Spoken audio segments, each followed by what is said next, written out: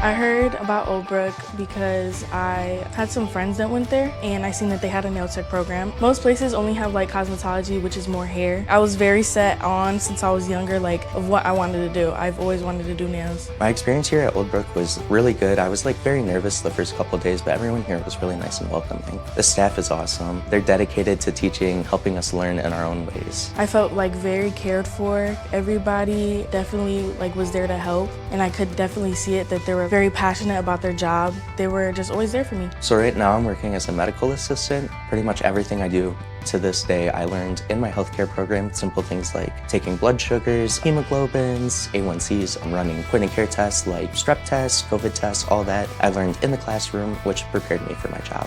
How it felt passing my state board, I was so relieved. At first I was really nervous, but you're so prepared that it's just like, it was so easy. I had great mentors that helped me, things that certain teachers have like taught me that really helped me now. If you're a student considering coming to Old Brook, just do it. Simple as that. Just jump straight in and, get going.